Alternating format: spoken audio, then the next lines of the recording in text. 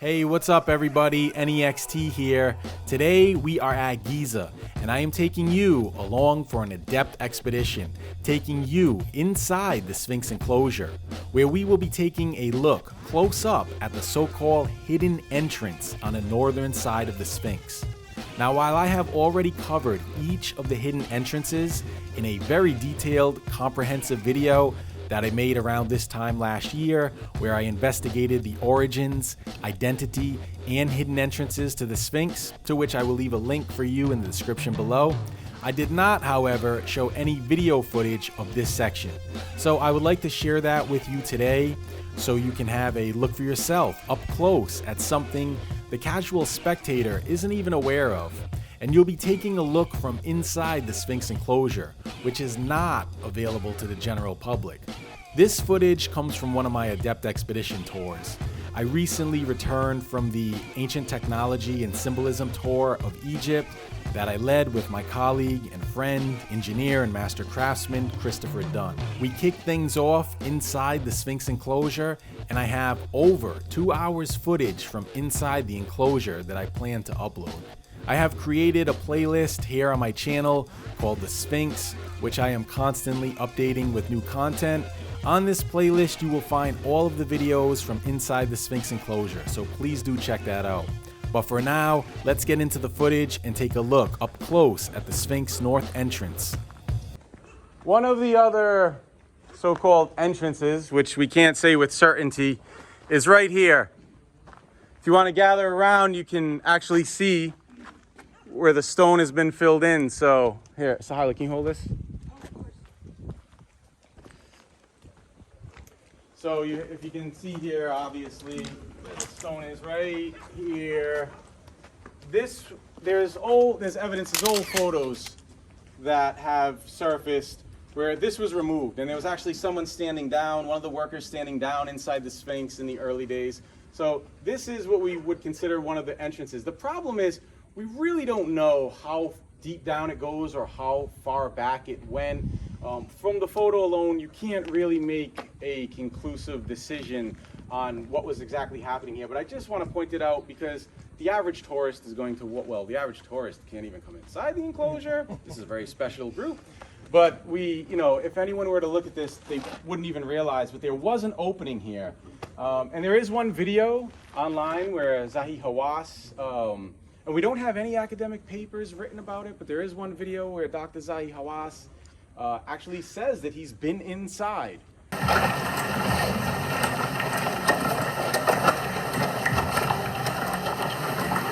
This tunnel was opened in 1926, and I have a photograph of workmen inside the Sphinx.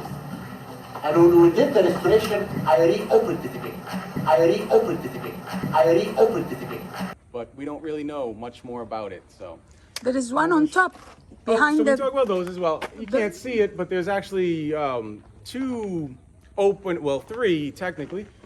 First on the head, there's a circular opening. I believe it goes down about 6 feet. A human could stand inside and it'd be, about up to your shoulders or so. In fact, there's old evidence photos of that.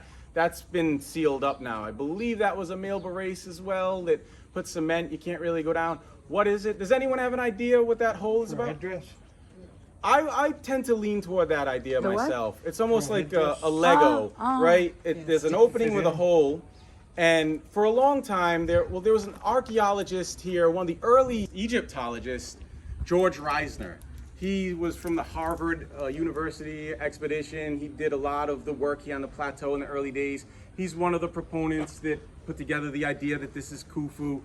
And there was an article that was published, but it was an apocryphal work that said that using a George Reisner quote, that you could go down from the head and they discovered a temple inside and there were glyphs in the temple. That was actually just a publication that came out. It wasn't really a legitimate publication. And so we don't really have any actual evidence. I believe it was supposed to come from his notes that never got published. Does it exist? I don't know. I can't say with certainty.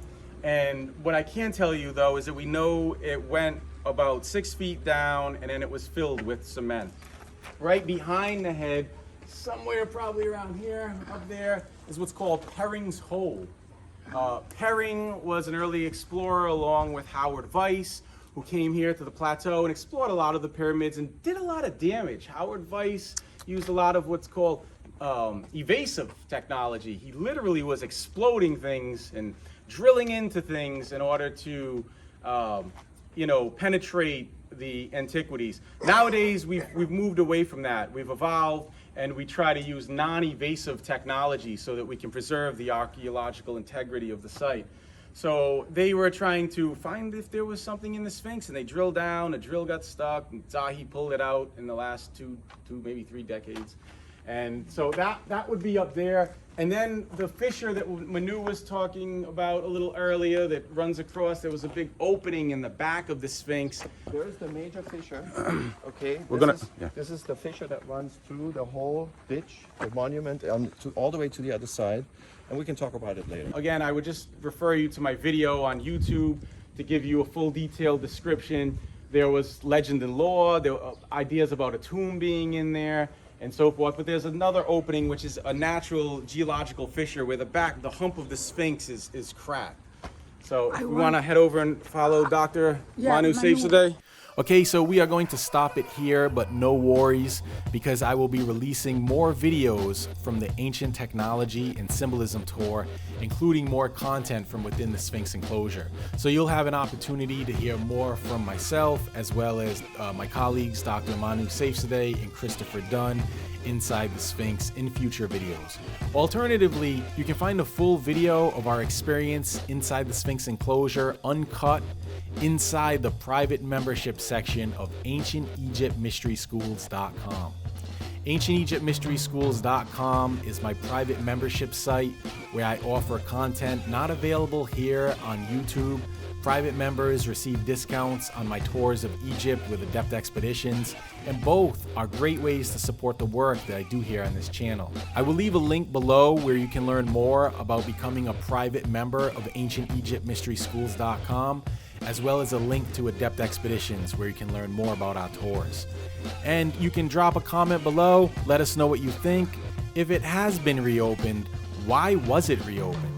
And why don't we hear more about what has been discovered inside the interior beyond the opening? Whatever the case, it's something many are not aware of and few eyes get to see up close, so I hope you enjoyed this look at the Sphinx North Side Anomaly, this so-called hidden entrance. Until next time, this is Anyextee for AdeptExpeditions.com. Thank you for watching this installment of Adept Expeditions. If you enjoyed the video, please subscribe to the channel, please like the video, and leave a comment below. Thank you very much.